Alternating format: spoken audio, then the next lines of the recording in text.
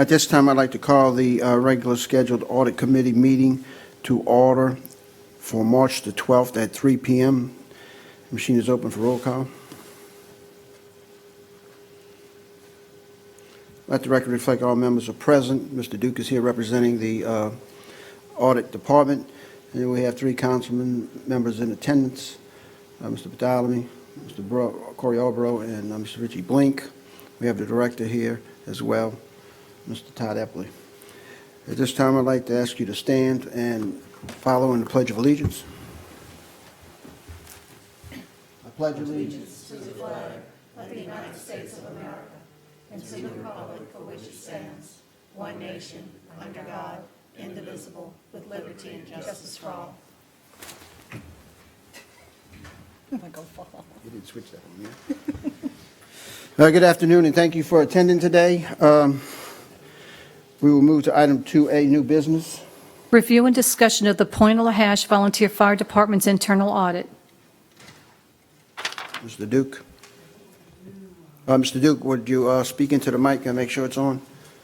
And pull it close to you as close as possible so our constituents can hear what you have to say. Yes, sir. What we're going to go over today is the internal audit of the Point LaHash Volunteer Fire Department's public funding received from Plaquemines Parish government to assist in the operation of the PPG Recreation Devant Swimming Pool and Summer Recreation Program for the years of 2016 through 2019. If you would please turn to page 5.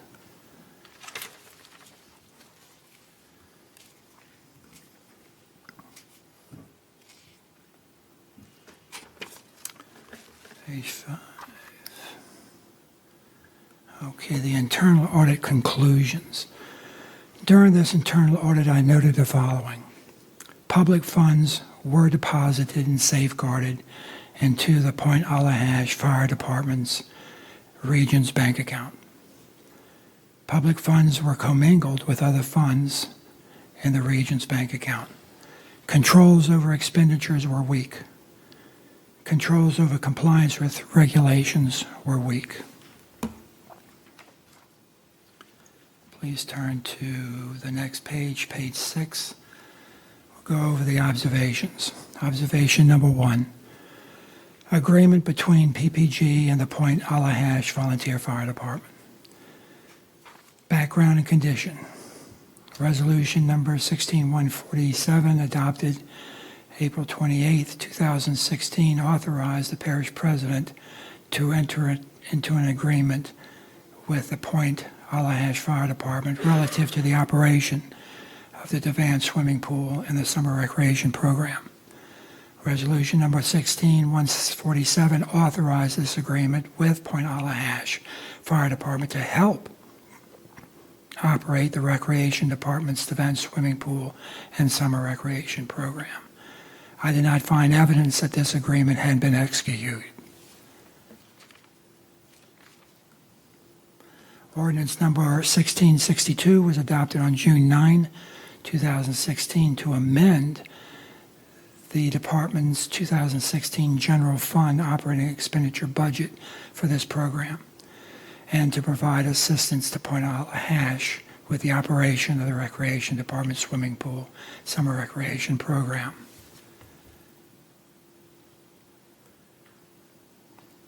As you can see, Table 1 describes the budget for 2016. It calls the initial payment of $49,490 a grant.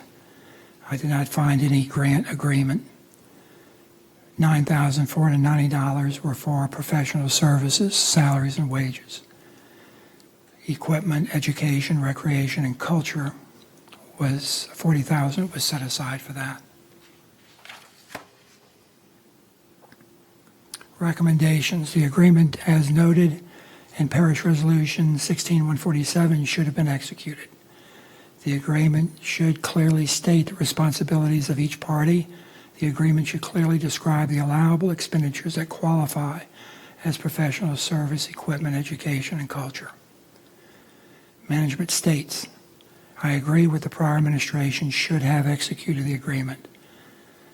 Mr. Brock states, I agree these issues in this report would not have happened if guidance would have been provided in the form of an executed agreement.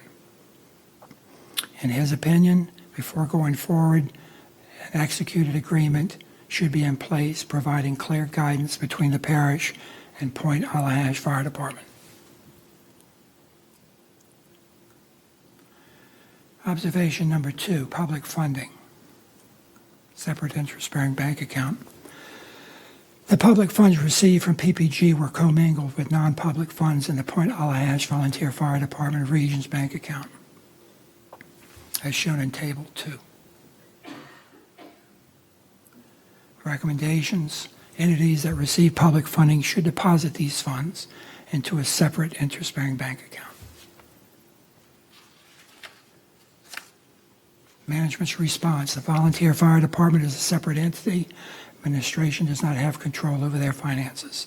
However, they will recommend this to them. Mr. Brock states, I agree, we are in the process of putting in place a separate interest-bearing bank account for all Point Allahash Advanced Summer Recreation Program deposits and expenditures. Observation number 3, Point Allahash Fire Department operations. It was noted that the average expenditures during the Point Allahash Volunteer Fire Department to operate this program was approximately $25,000 a year, as shown in Table 2. Recommendation: the public funds left over each year should either be paid back to the parish or used to reduce the amount of public funding received during that year.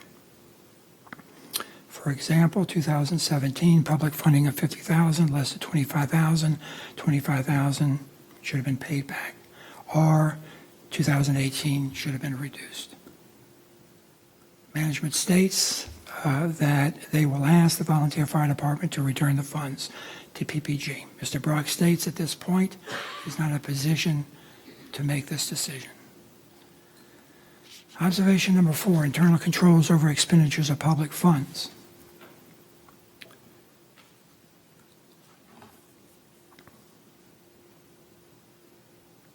Recommendations: ensure that proper internal controls are in place, due diligence and care over expenditures of public funds. Management states the volunteer fire department is a separate entity. Administration has no control over their finances. Mr. Brock states he was not involved in the bus transaction 2016. However, regarding the train transaction 2019, it's his opinion that the train transaction was in compliance with Ordinance 1642 as an operating expense for the summer program. In the future, Mr. Brock states that they will pay close attention to the internal controls over the Devant Recreational Summer Program expenditures, such as approvals and signatures. That concludes the this audit, internal audit. Any questions concerning the findings and the recommendations, and have any of the recommendations been moved forward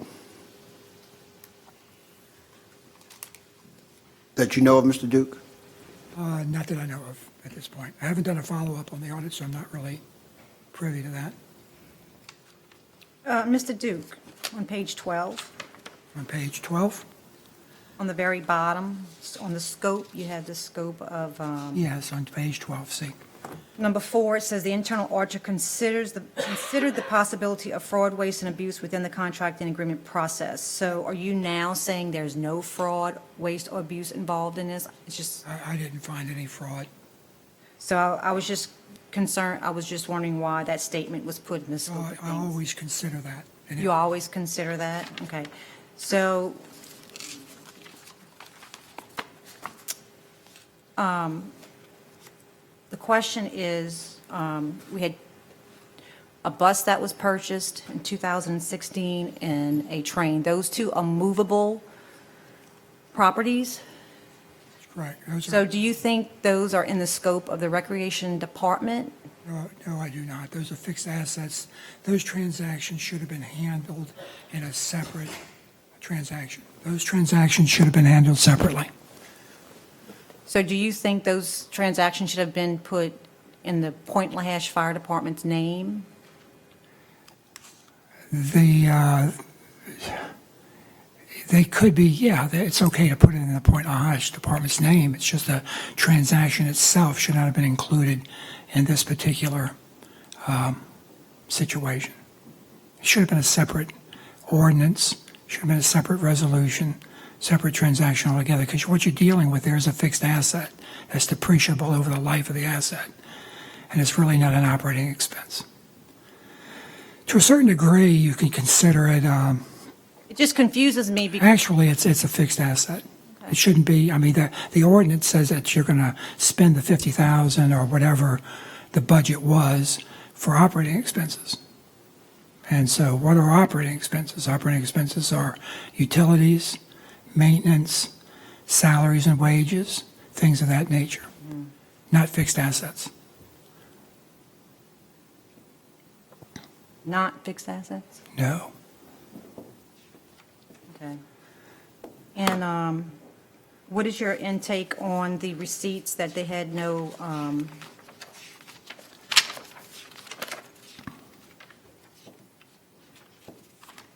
we have receipts that they have, that's in non-compliance? Yeah, poor internal controls over regulations, poor internal controls over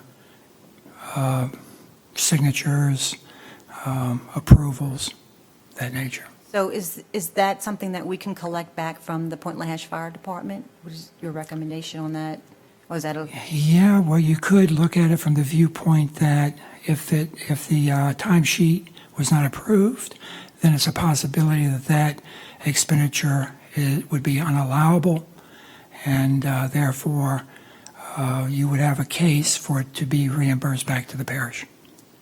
so the receipts and the labor and the timesheets that were not approved, so, and also the fixed asset, that is something that you think that we can collect back from If you go, if, you know, my argument is that it's not an operating expense and they're not allowable, and if you were dealing with any other, you know, legislative auditors or whatever, they would call those unallowable expenses, and they would seek to retrieve the funds. Thank you. Any further questions?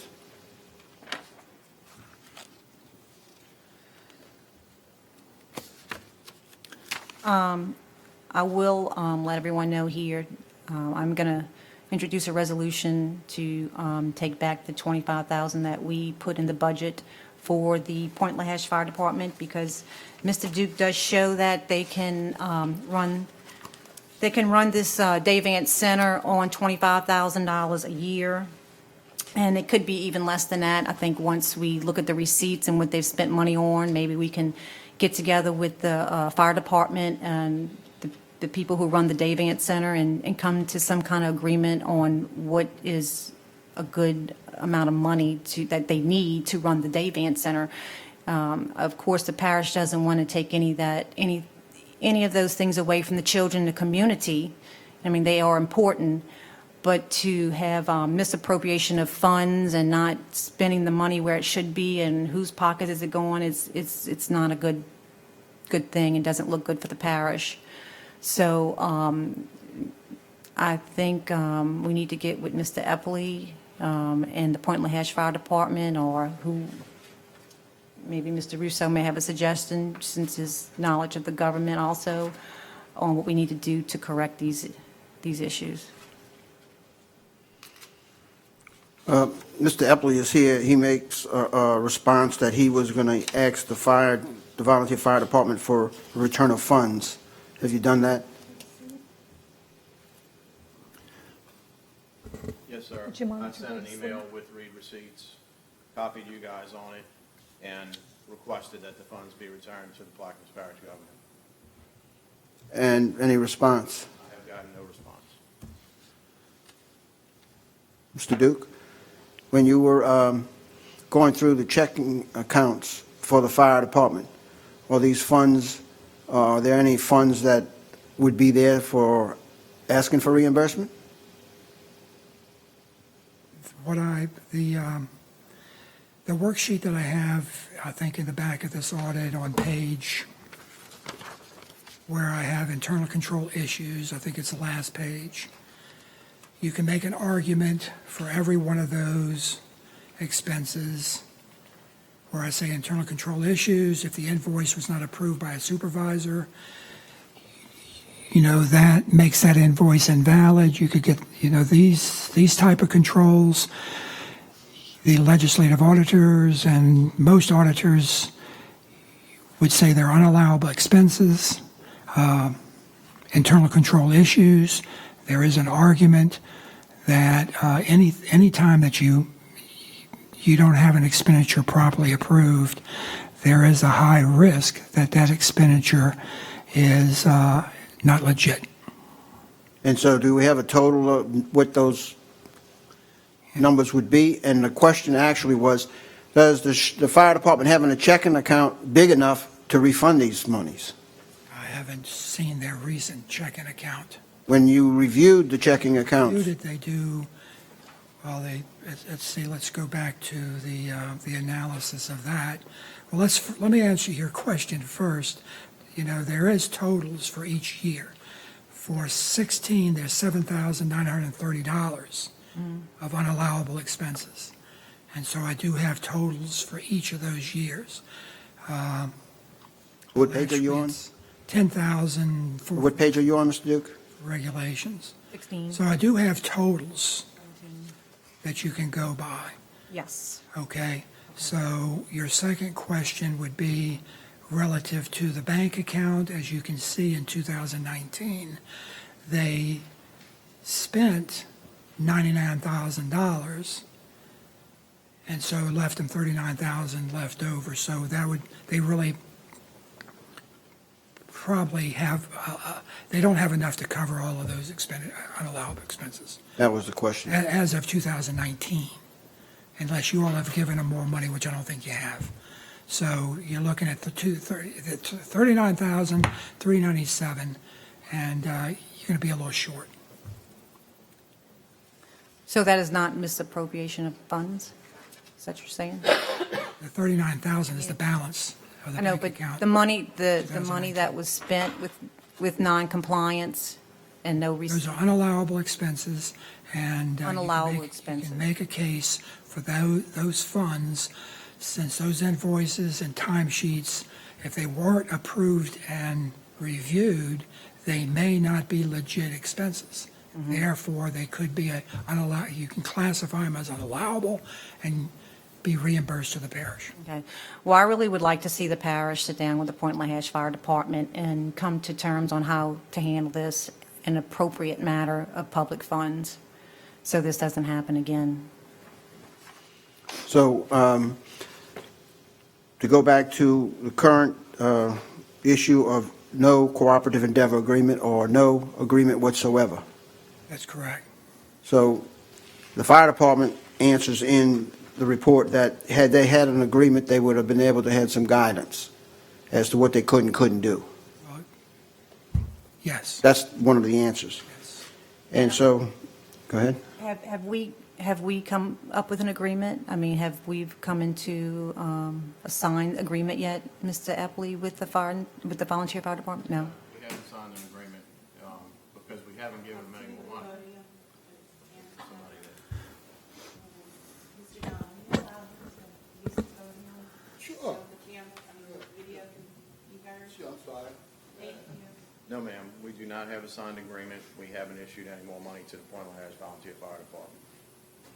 So if we do issue any more money, the administration is committed not to issuing a check without a cooperative endeavor agreement. That's correct. And I know that in the comment here, it said that the previous administration should have executed the agreement, which they did not do. Correct. And the current administration issued a check without an agreement, which they did not have. In 2019. Right. So the problem of the cooperative endeavor agreement seems to be an ongoing problem since we passed the resolution in 2016, and nothing was done since then. Correct? Yes, sir. Mr. Epley, do you know, where was this agreement found, this unsigned agreement? Was this found just in a file somewhere? Does anybody have a copy, even if it wasn't signed? Do you know if they even? Mr. Duke found it. I don't know where he found it. Attached to the resolution. It was attached to the Mr. Duke, resolution? into the mic, please. It was attached to the resolution. So do you believe that the fire department did have a copy of that agreement, even though it was not signed?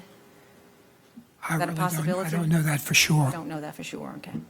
But when I discussed the agreement with Mr. Brox, he seemed like he had seen an agreement before. You know, not that, you know, it just seems like he had said, well, Randy, you know, I really think there was an agreement. I said, well, go look for it and see if you could find it. You know, and so therefore maybe he did remember it.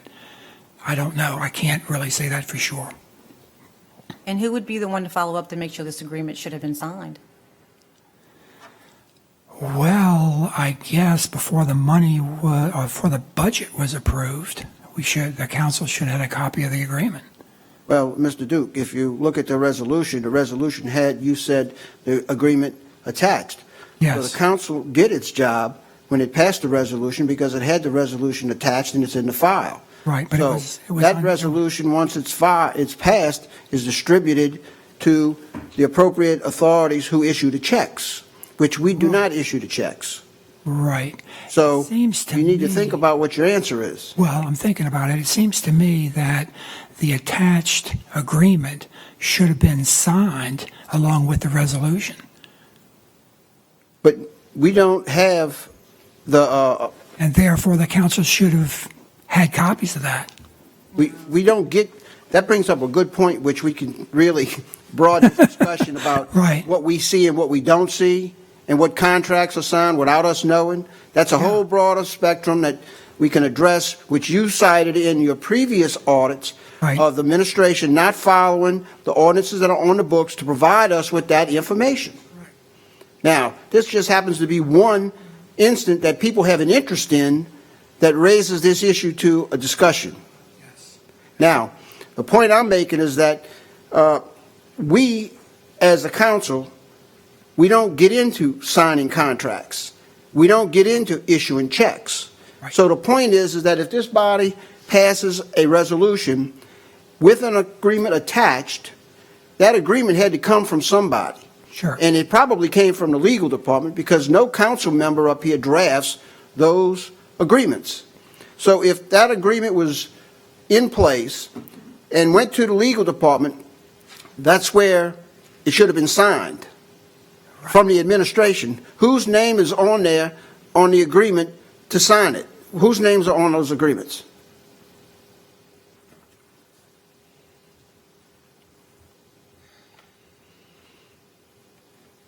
Clarence Brox for the Point LaHash Volunteer Fire Department and Amos Cormier Jr. for Plaquemines Parish Government. So the administration there, it's their responsibility to be able to sign that, the parish president. And I think the agreement is pretty clear. So we don't sit up here and pass something and sign it.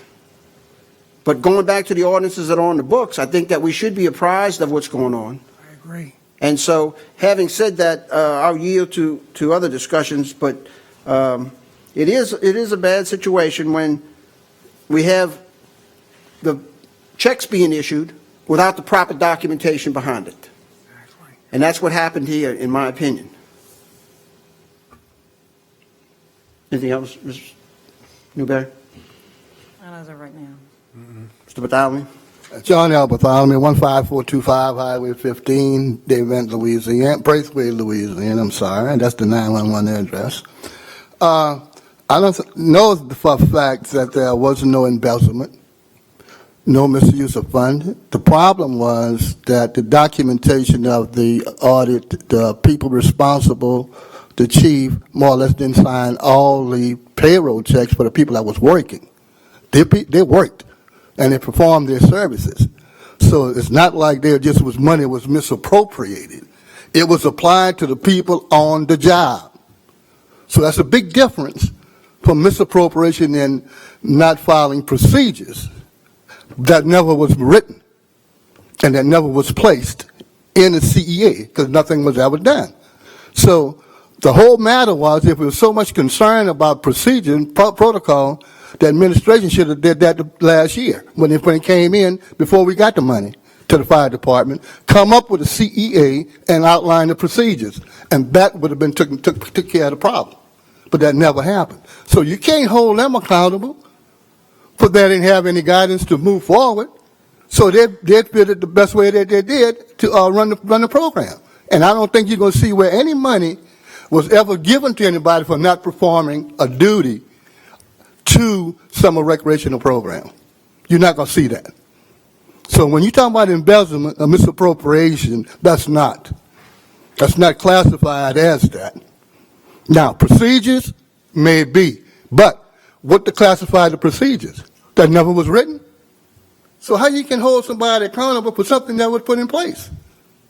That's all I'm asking. Can you hold somebody accountable for procedures that never was written in the CEA? Can you hold them accountable? Can anybody answer that?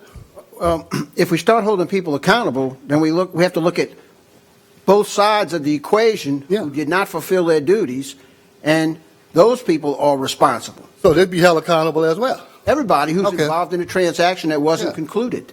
So, and the other issue that I have,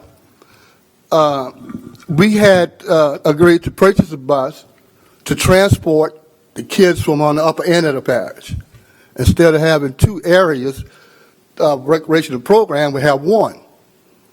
But because of the mere fact that we couldn't get insurance coverage, which we tried to do. Wait, Mr. Bartholomew, wouldn't you have thought of that before you purchased the bus? I did not, because really I thought being a program under the umbrella of the parish, more or less, that we could most probably get into the parish component and take the money from our program to support that insurance. So since we couldn't do that, now there's a possibility some other governmental entity would like to use the bus, want to purchase the bus, which is no problem. I told the fire department, get them to sign a bill of sale and let them have it. Let them have it for use. And put the money back into the operation. Now, the other thing is coming this year, Braithwaite area want a recreational program. So that means we have to create a program up that way. The fire department have to create a program to support the people in Braithwaite, Delco area, past White Ditch North. So that's the fund that's going to have to be accountable for to implement that particular program. Unless the parish decide not to support that and say, no, you cannot have it, everybody just go down to the event. I mean, but that's being their proposal now, looking at, and called the attorney, Mr. Rennie Burris, to set up a meeting. Well, whenever y'all want to. So I don't know when that's going to happen, to do the CEA.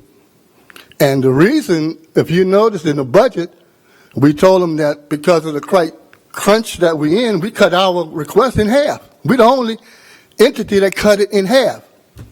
Not taking 50, but taking 25. And the only reason I suggest that they take the 25, because they really want to get out of it. They didn't want to be bothered with it, because they don't think they deserve the attitude that we have towards them and fulfill a program that support the children on the East Bank and have to circumvent themselves to all these accusations and say, we don't have to do this. I say, I understand that. I understand that quite well. But people need to step up and help the community, the children mainly. So now we're going to make another proposal, hoping we can do the CEA whenever the attorney get time to do that, and we see if we can maintain operate the program up the road. But we have, including the 25 that we have been appropriated this fiscal year, if the council approves it. And I don't agree that we need to take everything from the volunteer fire department what's left. Not now. We don't know what's going to happen. We don't do it to anybody else, and we don't know where they spend their money. No, we don't know where none of those people that we gave money to, where they spent it. I have never seen it. And I applaud the board Mr. Newberry, for getting that in posture to look at all that. I applaud you for that. And the other thing is, in conclusion, I'm saying is that we need to be accountable. I understand that quite well. No problem with that. But not only the fire department, but everybody else, the administration need to be accountable and demanding what procedures, what protocol they want them to follow. How are you going to spend this money? This is how we're going to give it to you, but this is how you have to spend it. Bottom line, and these are the objectives and the criteria that you have to follow. These set up and play. It's a done deal. Now, if you don't do that, then you out. We want our money back. Bottom line. Anybody have any questions? I just Oh, think me? it's a great job that the Point LaHash Fire Department has stepped up to the plate to want to help the community. And if we can set up some rules and regulations to where it works all the way around, I don't have a problem with that. Ma'am, they want that. That's what they want. But they need to be shown how to do it. And how you do that? Exactly. How you do that? Through what? Through what? How we do that? Through a CEA, right? And who has to do that?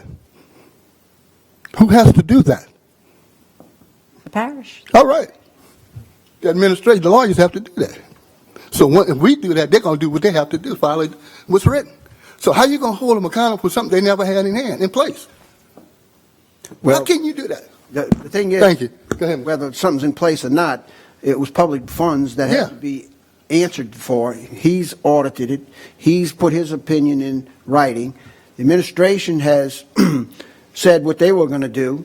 They were going to ask for the money back. So that's where we're at in this scenario.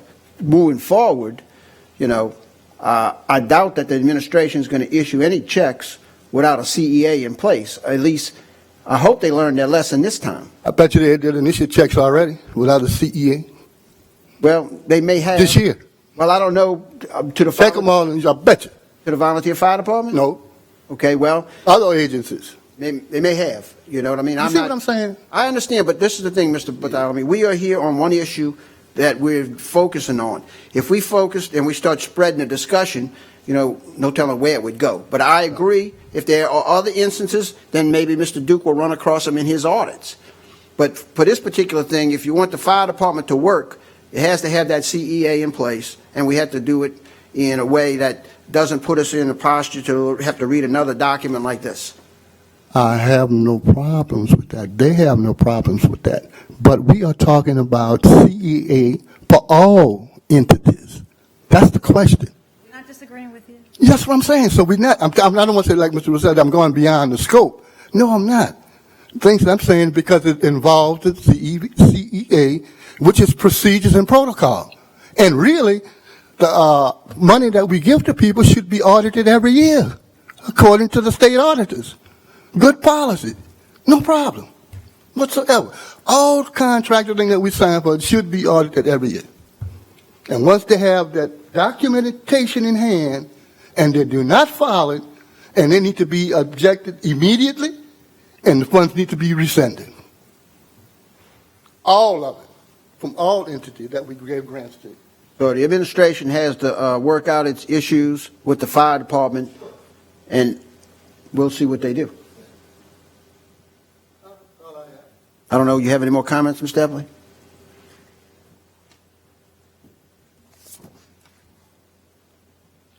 Yeah, the comment was made about the bus and no insurance on the bus. The administration, Plaquemines Parish government, can't pay for insurance on a bus that the Plaquemines Parish government does not own. It was asked of Recreation at one point to get insurance on the bus so the bus could be used.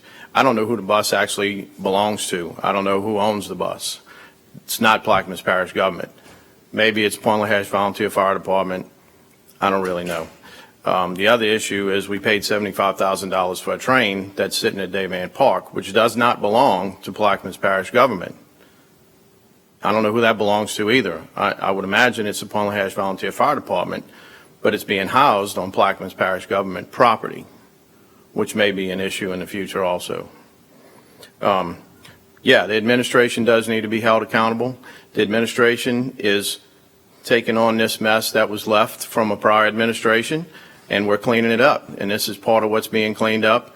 And moving forward, everything will be done legally above board like it should be. Thank you.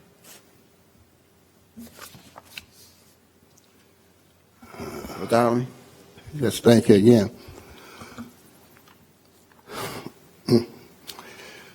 The train is for recreational program at the event community center.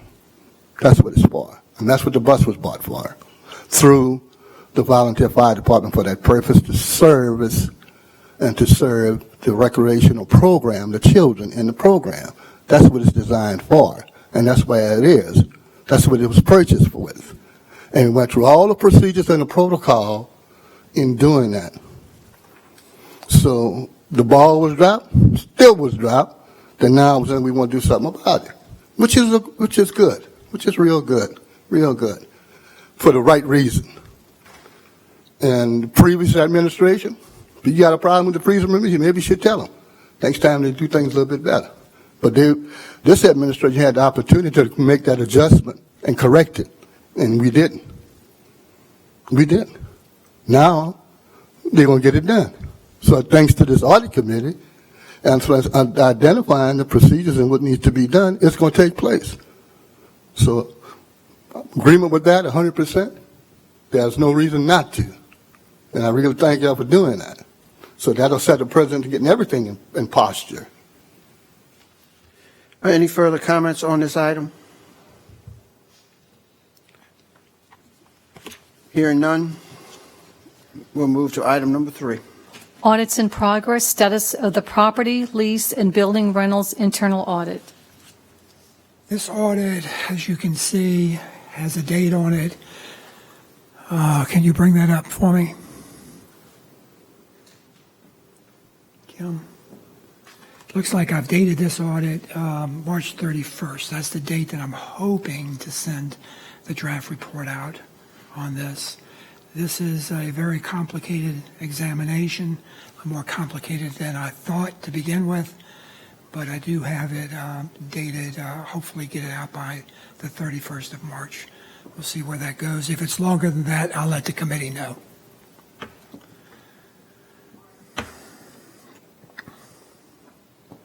Any questions, Mr. Kanovich? Yeah, the Venice Marina. Did you check into that? I am checking into that. Yes, sir. I can't really go over this audit until it's finished, but I'm checking into all the leases for, let's see here, just to kind of go through that with you. If we go through my,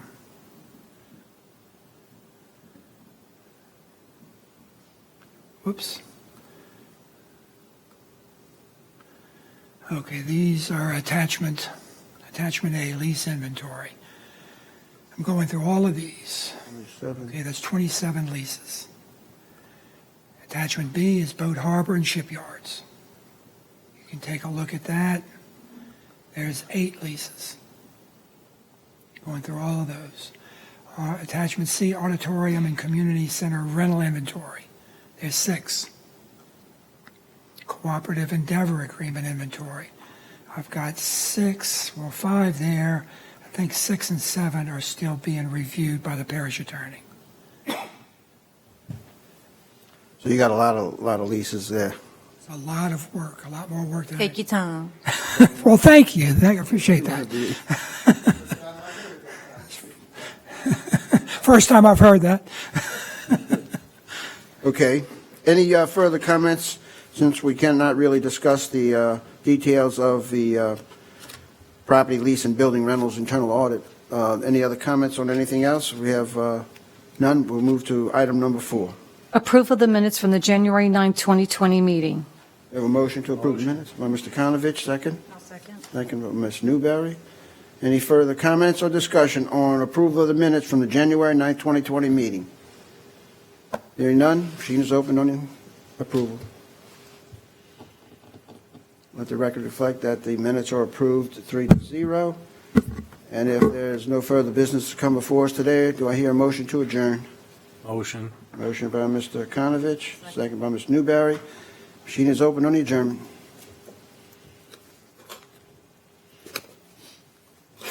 And the meeting is adjourned at 3:40. Thank you all for coming today. Look forward to